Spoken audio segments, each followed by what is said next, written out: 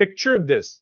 You're driving down a highway, massive truck next to you, 40 tons of steel moving at full speed.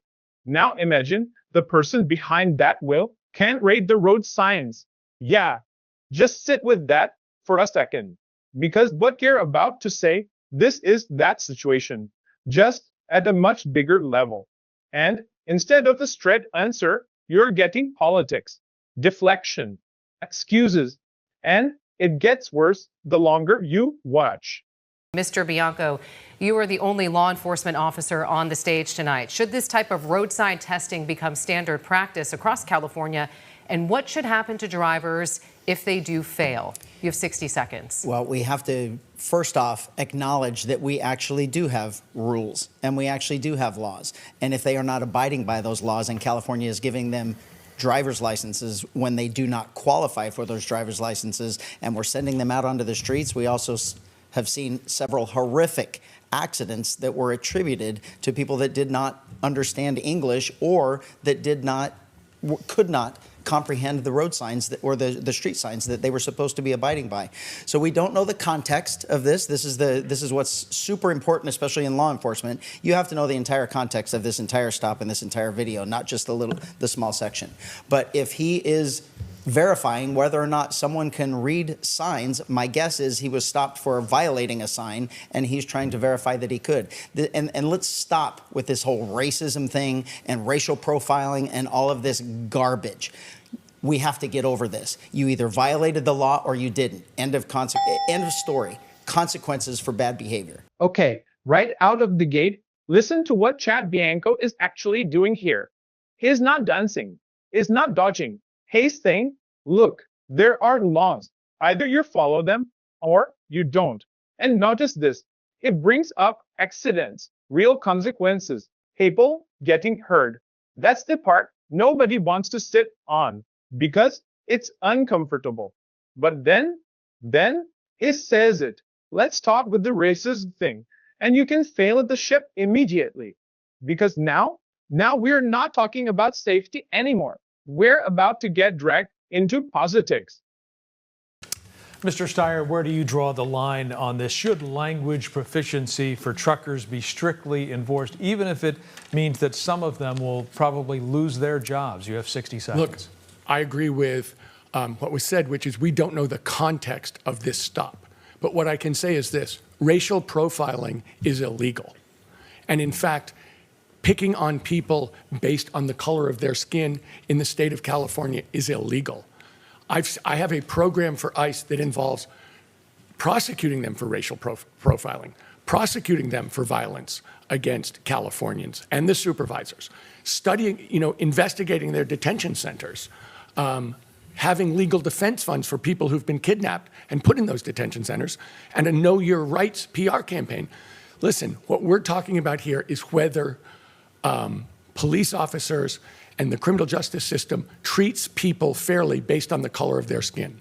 I will say this: Donald Trump posted against me last week because I said ICE has to obey the law in California. The head of ICE posted against me, but I'm not going to step back because the truth is racial profiling is illegal, violence is illegal, and the governor of California needs to stand up for Californian citizens every time. Mr. What? No, seriously. What did he just do? The question was about truck drivers, language proficiency, road safety, and Tom Steyer immediately pivots to ICE, racial profiling, detention centers. Hold on. Remain that in your head. It just was a direct question about whether someone should understand road signs turned into a speech about federal immigration enforcement. That's not even the same conversation. That's not even the same problem. That is exactly what people are tired of. You ask about safety, they give you ideology. I would absolutely fight the Trump administration because the job of the California governor is to protect Californians. And right now, that includes protecting them from Donald Trump. Protecting Californians also includes enforcing traffic laws. And we've seen sometimes a need for oversight in California. For example, we have seen that the Department of Motor Vehicles was not enforcing rules around DUIs and drivers who had convictions for that. I am stunned that Mr. Bianco would say to Black and brown Californians and immigrants who are being terrorized and racially profiled that you have to get over racism.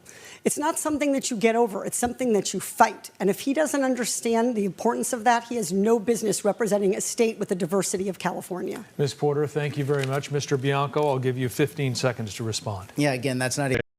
You can't be serious. Now we're blaming Donald Trump. That's where we are.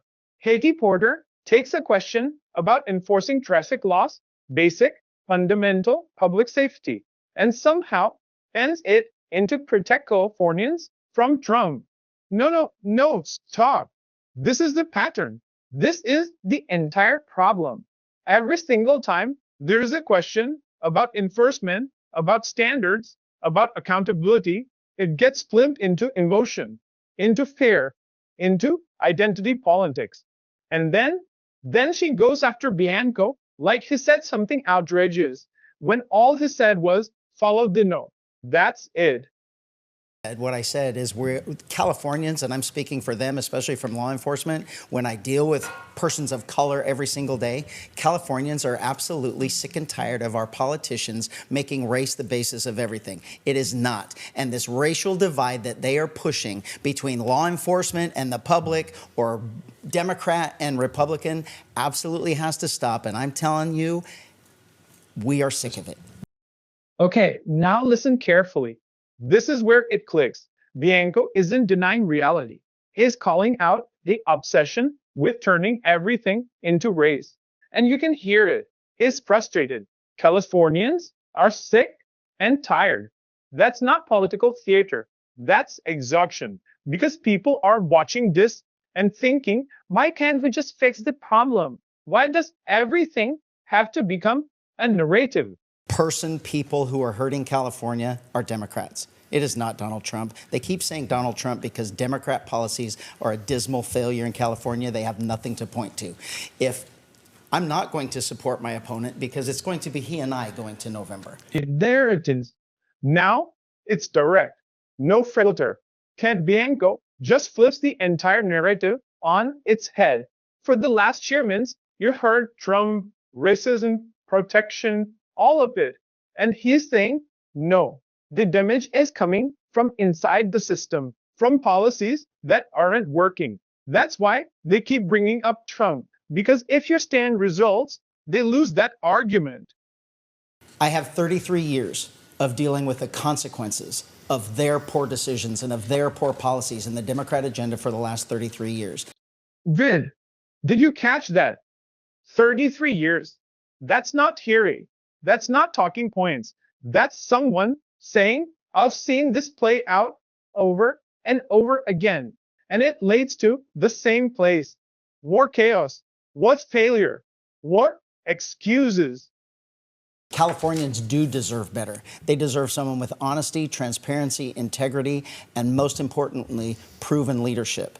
If you want the status quo, keep the status quo. If you want a better California, I'm asking for your vote. And now it closes it. Not with fear, not with deflection, with a choice.